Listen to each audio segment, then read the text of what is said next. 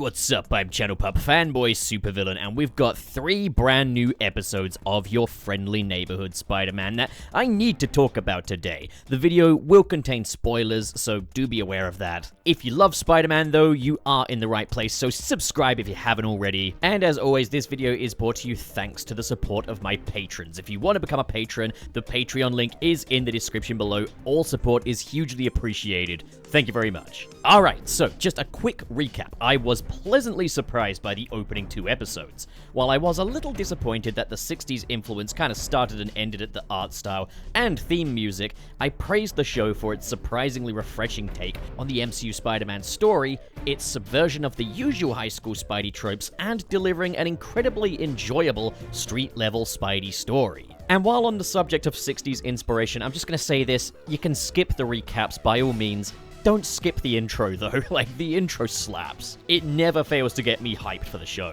I did have my gripes with the first 2 episodes, such as the absolute toy commercial of an origin story they gave to this version of Spider-Man, while removing Uncle Ben from the origin, and yes, I know they mentioned him by name, but it still doesn't change the fact that Ben died prior to the spider bite, and this is more just kind of a grief thing that Peter may be going through that may or may not ever get built upon. At the same time, I've accepted that this is an alternate reality Spidey, a different take. There's a lot of new takes on this mythology lately, and if I can accept the recent Ultimate Spidey run's very drastic change on Spidey's origin story, then I can at least keep an open mind here. As it is though, those first 2 episodes had me genuinely excited for this Wednesday to get 3 more episodes. How about that? When I first saw the trailer, I thought that my lack of excitement in this new Spidey show was a sign of me getting old, maybe outgrowing Spidey. But now I'm finding myself eager to watch these new episodes, and that makes me really, really happy. So okay, episode 2 ended on the cliffhanger of Norman Osborn discovering Peter's secret identity, which could go one of a few ways. There's a lot hinging on Norman's reaction to this. We've also set up Lonnie Lincoln's story with him dealing with racial profiling in NYC, while he's genuinely just a guy trying to be his best self, forming a bond with Peter despite the fact that he's dating Peter's crush. Add Nico Minoru as Peter's new high school pal, and we've got a really strong supporting cast for this show. So, yeah, with all that down, let's dive into these new episodes. So, episode 3. Among Us. Well, as it happens, Norman takes things pretty well after discovering Peter's secret. He has a private meeting with Peter at a restaurant, and he offers Peter his support in his Spider-Man endeavors. And it's revealed that the entire internship at Oscorp was set up in a bid to find Spidey's associates so that he can thank Spidey for rescuing Harry in the first episode. Peter politely declines Norman's offer and reconsiders the internship, fearing that he could endanger Norman's life with his Spidey antics. As he and Norman part ways, Peter only asks that Norman not tell Aunt May, with everything she's been through after Uncle Ben's death. And yeah, he's mentioned a few times in these episodes. You do get a sense for what he meant to Peter, even if he wasn't necessarily involved in the origins of Spidey this time around. He's generally more present here than he is in the MCU Spidey films. So whether or not guilt is really a part of Spidey's grief, that grief is at least a bit more present than it was in those MCU films. And Peter and Norman are well characterized here too. Norman is likable, charming, patient, and understanding. Wait a minute. Norman Osborn, all those things? Weird. But hey, who says different has to be a bad thing? Let's see where this is going. There's a really great open dialogue between him and Peter. Peter's selflessness is also brought to the forefront with him declining Norman's help for fear of endangering him and only asking that Aunt May also be able to keep her distance from Peter's life as Spidey. So again, even more so than the superhero aspect, we are just playing up that Peter is a good man. Even when someone knows your secret, your biggest concern is the well-being of someone else. So we have kind of an A-plot, B-plot kind of structure going forward as Lonnie's little brother Dre is arrested and found to be part of the gang, the 101s. When discovering that Dre is effectively bound to the 101s, Lonnie negotiates with Big Donovan, aka the Big Don. To get his brother out of the gang, Lonnie is willing to join the 101s in his little brother's place, making a super noble sacrifice. As a smart kid with excellent prospects, Lonnie will be a much more valuable asset to the gang than Dre was. I mean, what do they want a kid around for anyway? Fucking freaks. Big Don agrees and he lets Lonnie join up in Dre's place. Meanwhile, Spidey swings into battle when... Oh, wait, hang on a second. Speed Demon and... Tarantula. Yeah, I know them from the comics. What do you think I am, a casual? Start terrorizing NYC. You never know when to quit. The blue hedgehog, of all places. And oh look, it's Roger Craig Smith. So he plays the coach, the desk clerk at Oscorp, and now Wait a second. Roger Craig Smith playing a guy who moves very fast, and he's in love with someone who has black and red streaky hair? Well, I'll be damned. The prophecy is coming true. Just when Spidey seems beat, Norman hacks into Peter's comms to help him win the battle. Hello? God? It's me, Spidey. And Peter discovers that perhaps Norman will be a valuable ally for Spidey after all.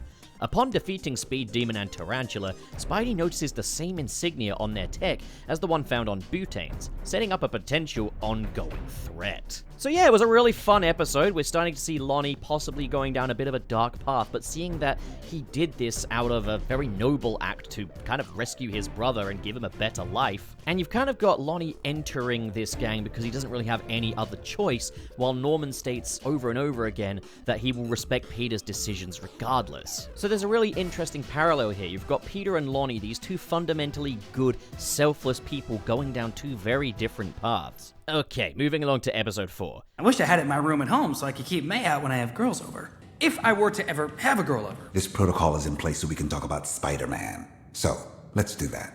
Fuck off, Peter. I don't want to hear about your girls. I want to talk about Spider-Man. He's literally me. With the Sokovia Accords coming into effect and Peter's identity as Spider-Man potentially hanging in the balance, Peter accepts Norman's help with his Spider-Man endeavors. And yeah, that's where we've got a bit of MCU continuity bleeding into this. In the first episode, we obviously had that scene from Civil War where Peter goes to meet his new billionaire mentor, except it's Norman instead of Tony, and now the Germany airport battle has happened, and the Sokovia Accords have come into effect. And we do see how Norman is very critical of the Avengers, so he wants Peter to kind of be better than the Avengers. He recognizes that kind of selfless purity in Peter. Now, like a few others, I have been kind of opposed to this show going for the sweet, helpless little bean personality for Peter Parker. So pure, never has a moment of unlikability, just a little cupcake, but we are at least putting it to good use here. The idea that Spider-Man could be better than the Avengers, and maybe Norman is taking advantage of this. Maybe he's got ulterior motives. He probably does. He's Norman Osborn. Not exactly known for being a salt of the earth, but boy is he doing a good job convincing me otherwise. As Coleman Domingo is ridiculously charming in this role. So with the decision made that Peter is going to accept Norman's help, the two begin testing out some brand new suits. Some pretty obscure ones as seen in different Spidey comics. And I will admit, I am relieved to see that most of these suits were just a one-scene thing and were played for laughs. Because as you know from the previous video, I was fearing just spending every other episode in a different suit, and it looks like that's not going to be the case now. I won't lie, my initial reaction to the first of these wacky suits was, come on, do we have to do this? But I was pleasantly surprised that these didn't end up being an intrusion, and more just serviced this episode in particular. So the first suit Norman gives to Spidey is the Prodigy suit, which is a Thor-inspired outfit, a very corporate idea of a superhero, and the first thing that happens is Peter getting caught up in his cape when taking on the live streamers from the first episode, and they hit him like he's a piñata. Okay, that's pretty funny. It's an Incredibles joke, but it still checks out. The second suit is the Hornet, which I admittedly only recognized purely from the Amazing Spider-Man 2 video game. We've got Norman not really getting the whole Spider-Man thing as he asks Peter why he has to be Spider-Man and can't instead commit to this Hornet theming instead. Peter struggles to get to grips with the flying traversal, and we get another funny gag of him smacking into a bus and the driver using the windscreen wipers to get him off, like he's an actual Hornet. Get it? Funny. The third of these suits is the Dusk suit, which I recognized purely from Spider-Man 2 Enter Electro. So, a little girl loses her red balloon, and I won't lie, I squealed a little at this. This is my kind of fan service. Wait up! Balloon, come back! Come back! No! Balloon, come back! So nostalgic, and the balloon had to be red, didn't it? Well anyway, Balloon Kid gets the fright of her life when she's handed her balloon back by our spooky, shadowy new Spidey in his Dusk suit. This all eventually leads to Norman realizing that he needs to stop trying to change Spider-Man into something he's not and just let Spidey be Spidey. This all feels like a little commentary on the various other identities Spidey has taken on over the years and how they dilute the character. I was worried about all these different suits being in the show purely for that exact reason, but it seems the show actually agreed with me on that. Guess I should just trust the process sometimes. Of course, this leads to Spidey getting his iconic Future Foundation suit, which has been rebranded the Oscorp suit. And in this reveal scene, there are so many little references to other bits of Spidey media. From the low-angle running shot from Into the Spider-Verse, Spider-Man landing on the side of the building just like he does in Spider-Man 3, and him scraping the floor just like he does in Spider-Man PS4's advanced suit reveal scene. This being more of an advanced Spidey suit minus the gimmicks of the other suits he's worn in this episode. Now there's another detail I really like here. Norman tells Peter that this suit will be just how he's always imagined it. Now, we have seen Peter sketching his own design for the suit throughout the series. Heck, he has that drawing with him in this scene, and yeah, it's obviously the classic suit in that artwork. And Norman's latest suit, the one that he tells Peter is exactly how he always imagined it, Isn't it just how you always pictured it? doesn't resemble that at all, showing that these two have different visions for who Spider-Man is. Now, I've praised the animation in this show. It's a hot take, I know, but I think the 60s inspired art direction looks really nice and the cel-shaded 3D animation allows for some cool camera trickery and stunts. I gotta say, this new white suit lends really well to this art style, but there's a slight design readability issue here. I don't know if it's just me, but I thought his eyes had weird jagged white slits in them at first, and I didn't realize that this was just meant to be a shine on the blacked out lenses until he moves his head. Again, I might be stupid, but this also might be a slight readability issue here. But just when the city seems dead, a heist crew in an armored vehicle barrel through NYC. And Jesus Christ, how many roles does Roger Craig Smith have in this show? It is my role. This team of Russian criminals have stolen enough money to secure a deal with the mysterious mastermind behind the tech upgrades that Butane, Speed Demon, and Tarantula were using. This group of criminals consists of Mikhail Sitsevich, Dmitry Smerdakov, Mila Masaryk, and Roxana Volkov. Some names in there you might recognize. Mikhail is the father of Alexei Sitsevich, who would go on to become the Rhino. Dmitry Smerdakov is, of course, the Chameleon, and he does appear to be designed after Dmitry in Spider-Man Far From Home, so he might just be that Dmitry after all. So whether or not these guys will go on to become their villainous personas in this season or not remains to be seen, but right now we're seeing them purely as just a heist crew.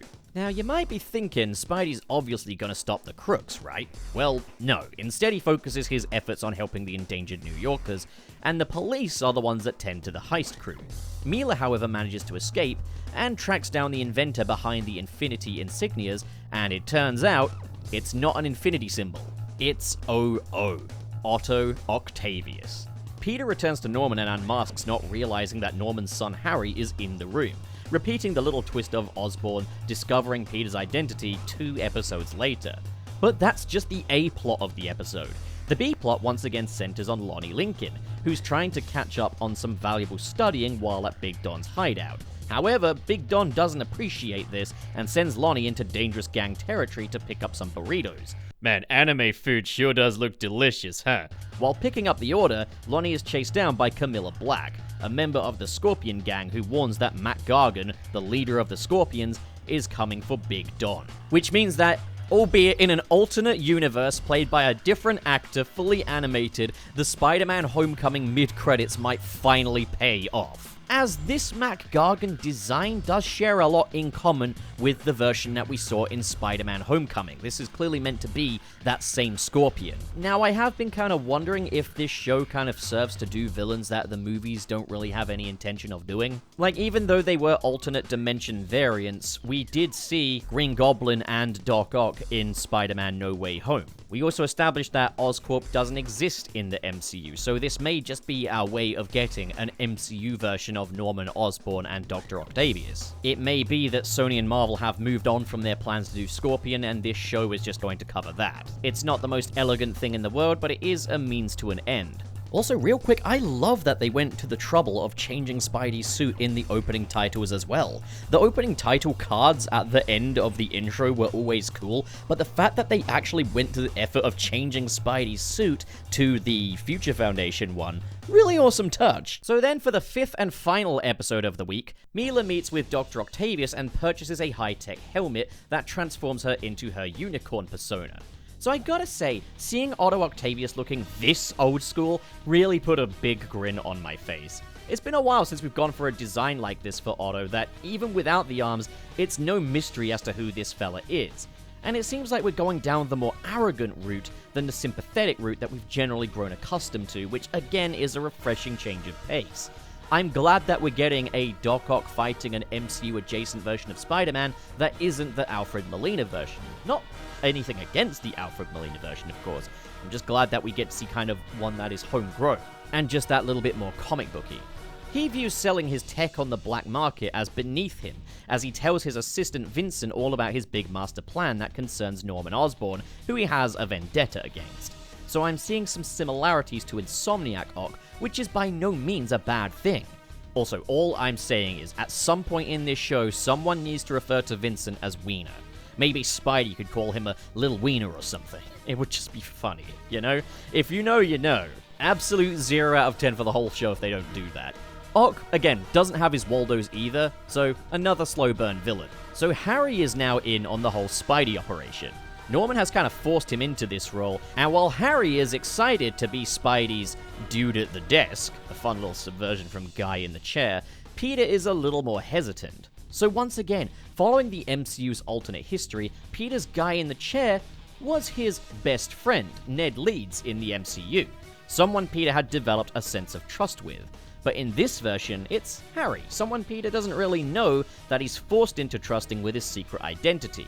This isn't a decision that Peter himself has made, it's one Norman, someone who hasn't demonstrated the best understanding of this whole Spidey thing, has installed for him, not to mention Norman is probably going to have a bias towards Harry given that he's his son. So again, this is a really nice flipping of the script on the whole Ned Leeds guy in the chair thing.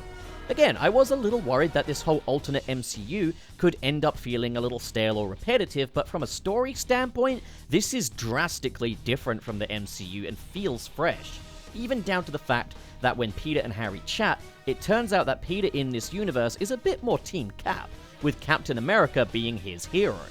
There's even a little foreshadowing that Spidey's final red and blue suit may have been somewhat inspired by Captain America, as Peter and Harry discuss how his current Oscorp suit is just a bit too sterile and corporate looking, and that he would like something more inspiring like Cap. I mean, it lines up, both suits are red, white, and blue, the white being the lenses, of course. So in this universe, while Norman is the billionaire business owner of Oscorp, Harry is a social media influencer, and Nico Minoru is already familiar with him, except, like with Norman, she's highly skeptical of him, and a potential political career in his future. This is going to come up later, I'm sure. But with Nico feeling a little underappreciated, Peter decides to arrange for the two to see an obscure film together at the theater. At a pivotal moment in Lonnie's sporting tenure at school, he's forced to abandon the game for another meeting with the 101s, showing how being part of this gang against his will is really bleeding into all aspects of his life, from his relationship with Pearl to his studies to his sports. Meanwhile, with her new unicorn helmet, Mila breaks her comrades, out of prison, and so Spidey attends to the prison break. While Spidey throws down with the Russian mobsters, Lonnie is drafted into a throwdown between the 101s and the Scorpions. With Spidey rescuing and clearing all the civilians from the Unicorn skirmish, he's now able to focus his efforts on beating the Unicorn. So instead, she decides to raise the stakes and fire at her own teammate Mikhail. And of course, being the selfless hero he is, Spidey jumps in front of the blast protecting Mikhail. There are some cool parallels once again between this and Lonnie's battle, with Lonnie jumping out in front of Big Don when Matt Gargan is about to stab him from behind. This almost results in Gargan killing Lonnie until the police arrive. This move gains Lonnie the respect of the 101s and he's dubbed Tombstone.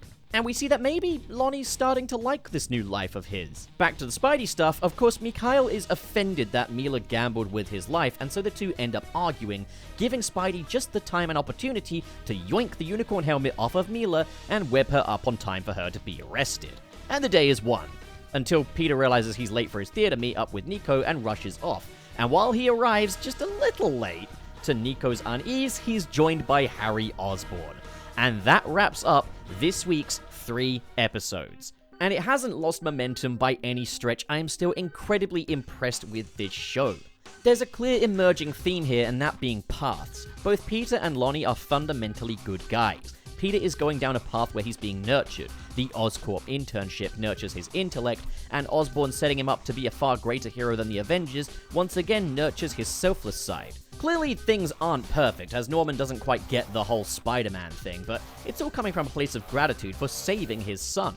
On the flip side, Lonnie entered the 101s to protect his little brother from them, and because of that is sacrificing his academic and sporting life as well as his relationships just to protect his little brother, and he's now in a situation that there's really no easy way out of. While on the other hand, Norman constantly tells Peter he'll respect his decisions, Lonnie is forced into the 101s and there's seemingly no way out for him.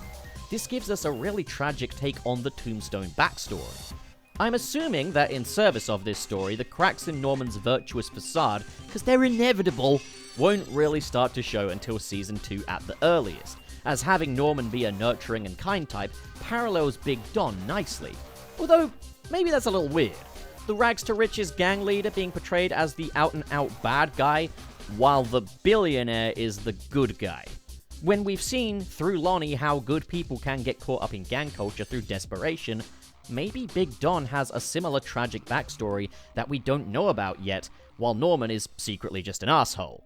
It could go either way. I do really enjoy the structure of the slow burn A-listers versus the Z-listers that Spidey's fighting right now, but I do fear that there may be a few too many pillars in this story villains-wise. It's not an issue right now, these episodes are great, but it could become an issue later in the season depending on how they pace this.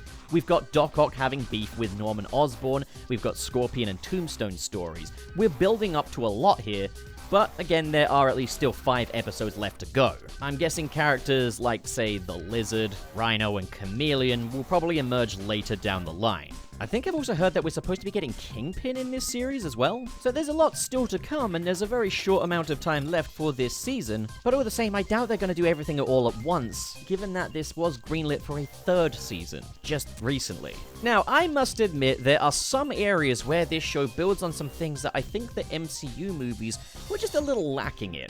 Are generally accepted that Peter's supporting friend cast in the home movies were more comedic and quirky with minimal drama, and that was refreshing for what it was, but I can certainly see what Brown Table and High Top meant when they said they wished they'd aimed just a bit higher with that supporting cast. In this show, I feel like they've definitely corrected that. Peter and Lonnie's parallel stories provide generally more interesting character beats than much of what we saw in the MCU films. And rather than traveling across Europe and battling multiverse threats, this feels a bit more in line with the stakes of Spider-Man Homecoming, allowing us some much needed time with a street-level Spider-Man, even in a tech suit which even then is drastically toned down when compared to, say, the Stark suit.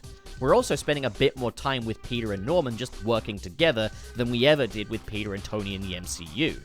Yet there's kind of more of a skepticism coming from Peter as well, more a sense of unease.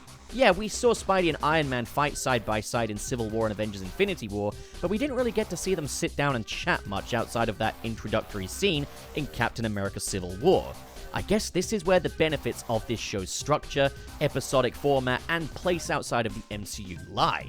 We don't have to interrupt Spidey's stories to deal with the latest Avengers movie's repercussions or anything like that, and stories have more time to breathe, so yeah, we can spend more time with a character like Lonnie Lincoln than we could ever afford to in the films. And in some ways, even Peter feels that little bit more fleshed out here. As I mentioned, he's a lot more skeptical of Norman than MCU Peter was of Tony, and his protective side is massively played up as he's always faster to rescue civilians than he is to apprehend perps. We focus a bit more on Spidey's compassion, that beyond being a superhero, he's just a good man. And where the MCU connections are in this show just makes this universe feel that little bit more lived in. They're not intrusive or arbitrary. For example, the Sokovia Accords leading to Spidey accepting Norman's help. It's all in service of this story rather than detracting from it like it did with, say, Spider-Man Far From Home. I feel like a lot of this show is just kind of addressing some of the shortcomings of those MCU Spider-Man films, which I still love, by the way. I still love those films for everything they are. While I can definitely understand and appreciate the critiques, it just doesn't hit as severely for me as it clearly does for others. But this show is clearly making up for a lot of that. More complex side characters, a bit more drama, the MCU serving more as a backdrop than an active part of Spidey's story, more street-level Spidey, more of Spidey protecting civilians. These are all things that people have been asking for from the MCU Spider-Man for a while now. That, and we're also set to see a Spidey and Daredevil team up, which is again something a lot of people have been asking for from MCU Spider-Man 4. Like, the fear is obviously that a lot of us want MCU Spider-Man 4 to be a much more street-level story, but there is the possibility it could be another multiverse story, that it could go a bit more cosmic with things, much larger stakes. And obviously, again, you've got the Secret Wars and Doomsday coming up, which Spidey's inevitably going to be involved in. So Friendly Neighborhood Spider-Man following Spider-Man No Way Home could be just kind of the thing that we're wanting. It doesn't change the fact that Spider-Man No Way Home did end setting up a much more introspective, isolated Spidey story. So I still think going down this massive multiverse route would probably not be the right call, but whatever that call ends up being, I think Friendly Neighborhood Spider-Man definitely remedies things a little bit. It's a show that complements and is complemented by the MCU Spider-Man films that I still think would actually work on its own 2 feet quite well just as well. So yeah, I'm buzzing for what comes next from this series. I'm really happy about this and how this is shaping up. This is a great Spidey story so far. It's different, it's got some new twists and turns here and there that I'm excited to see play out, and it's also building on some elements that I was hoping to see in the MCU films as well. So that's the story so far. I'm gonna wrap it up here, but what do you guys think? Have you been watching Friendly Neighborhood Spider-Man? Have you been enjoying the show so far? What's your favorite Spidey cartoon, and what do you think of my video? Comment below, discuss, and as always, if you've enjoyed this video and you want to support more like it, be sure to hit subscribe, hit the like button, and in the description below is the link to my Patreon page, where for as little as $1 a month, you can get ad-free access to these videos to download and keep, occasional early access, exclusive videos, and your name in the credits. We have, of course, got a special shout-out for the patrons in the $5 and above tier. They are Seppo the Smith, Silver, Josh Strider, Grant Allen, Twilord, Coco210, Hey It's Classy, Ian, Cho Henshin, KB, RT0, Kalex Hypes, Sad Goku, Dare Denny, SSS06, Kale Bennett, make a video on US politics, please, ooh woo. Kale, I love you, man, but you can understand why I can't do that. King K, Mr. SP, Sirius the Skeptic, Biotin, and Vera Wild. Thank you, good folks, so much for your generosity, and to all of you at home, thank you so much for watching, and have a great day. Now get out of here.